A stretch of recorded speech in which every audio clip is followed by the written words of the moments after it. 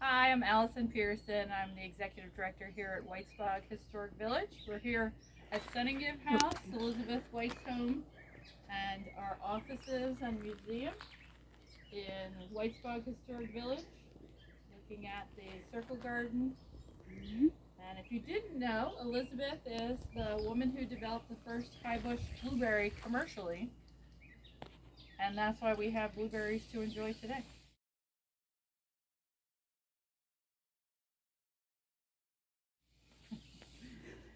So we're here at Suningive in Brendan T. Burns State Forest. This is in South Jersey, in Browns Mills, New Jersey. And today we're working on some herb gardens, which were inspired by Dr. Still, which is another nearby historic site. So it's Dr. James Still's office in Medford.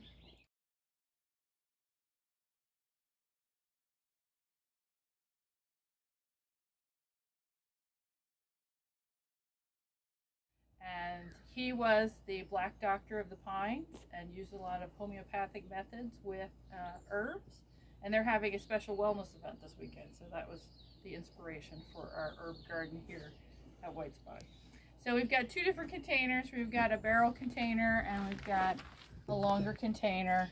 We're going to fill these with some lighter materials to start with so that these aren't massively heavy.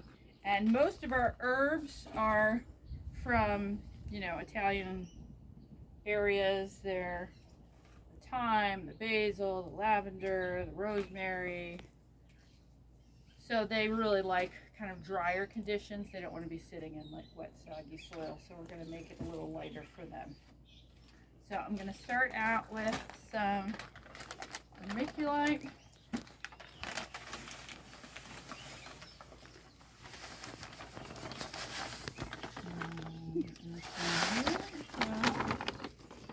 And some core, garden core.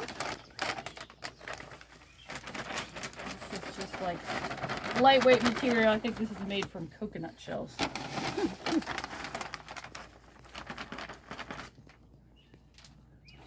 So because we're a historic site that does not have a full-time gardener or regular maintenance crew, we have to make sure all of our plantings are going to last regardless of whether they get watered regularly or not.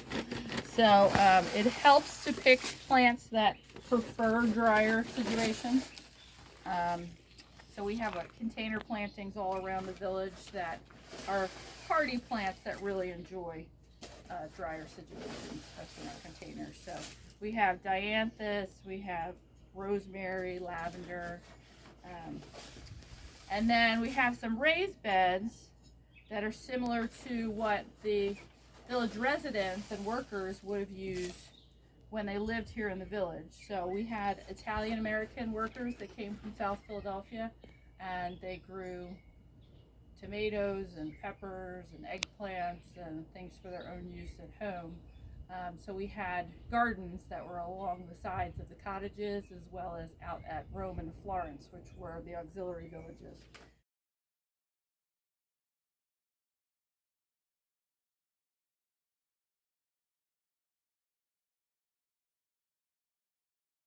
So we know that people have been growing foods here. And Elizabeth, in addition to the blueberries that she grew, was a big fan of native plants of the pine barrens. So the gardens here, you'll see lots of native plants. People would come from far and wide to see her plants. And this garden has been a public garden for over 100 years.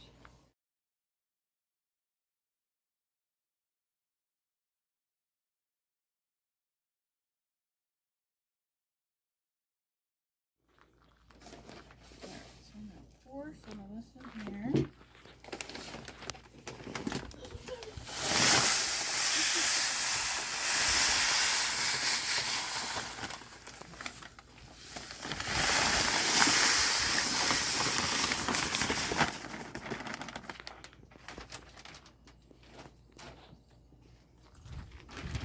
And herbs don't need a lot of fertilizer or additional amendments or anything like that. They're really pretty hardy.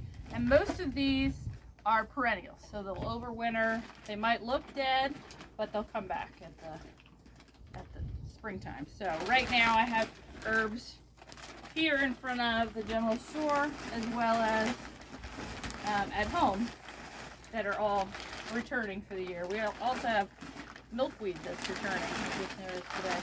We have a pollinator garden at the general store that you can come and see demonstration pollinator plants and get an idea of what you can do to help the bees and the butterflies.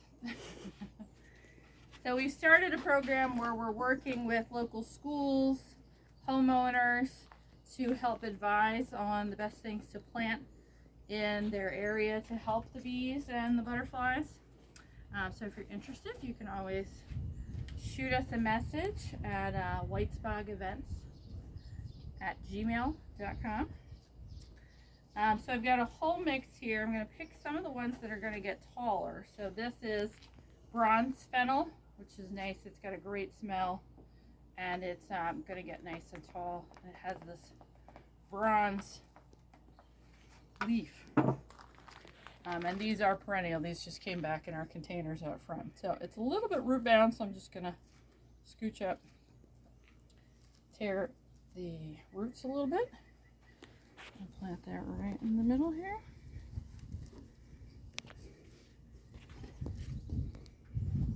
And we've got some dill.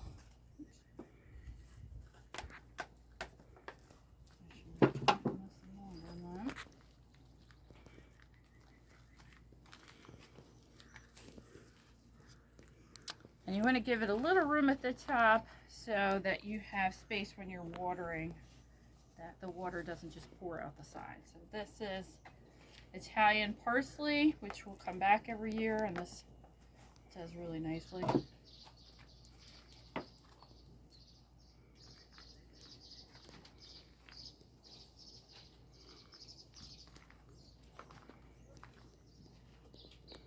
We've got rosemary that's going to get nice and tall.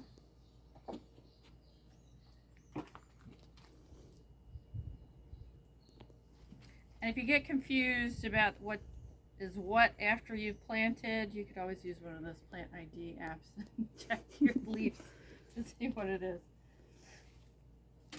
We've got some lemon verbena, which smells fantastic. Oh. We had smell-o-vision. You'd smell. It's very strong.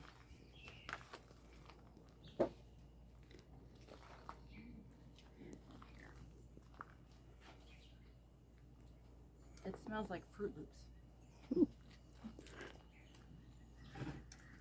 Basil. And I've got a couple different kinds of basil.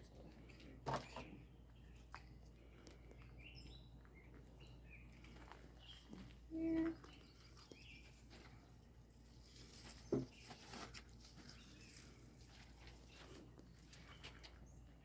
got cilantro. I was just watching today. So if you leave cilantro to flower, which it tends to bolt and flower pretty quickly in warm weather, you can harvest the seeds, and they're coriander. So that's where coriander comes from. Put a sage in here.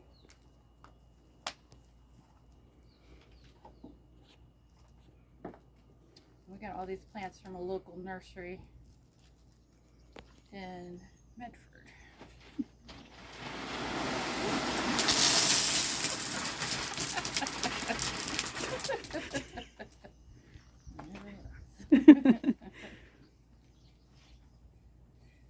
Some chives.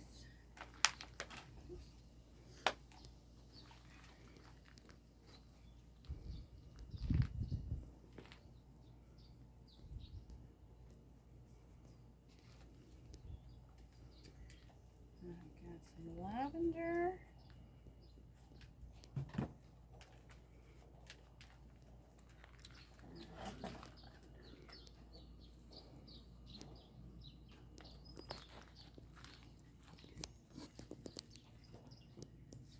And I've got nasturtium, which I just heard the nasturtium, all the parts of the plant are edible. So you can eat the flowers, you can eat the seeds, and it's got a peppery flavor to the vegetation, the leaves. And they'll grow long and trail over the edges, which is really nice. So I'm going to use one of those in this pot as well.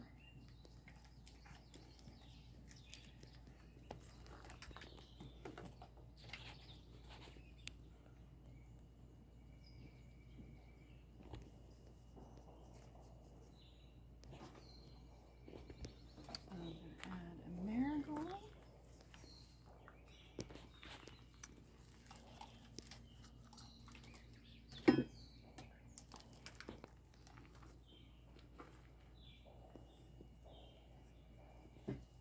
And the marigolds, you just have to deadhead to get them to keep blooming. So this one's got a dead piece on it right here, so I'll just pop it off with my thumbnail. And the marigolds help keep some of the pests away too, which is nice. All right, I think those are about done. We are pretty full, so we have some other plants that are going to go in our raised bed in front of cottage 12, which is our demonstration garden. And we did get these cute little stones to show all the different varieties. So we can pair these up with the plants that we put in here, so we have an idea of what they are. And thank you very much to Heather, who is recording today, who is our archivist here at Suningive, where our archives live. Okay, that's it.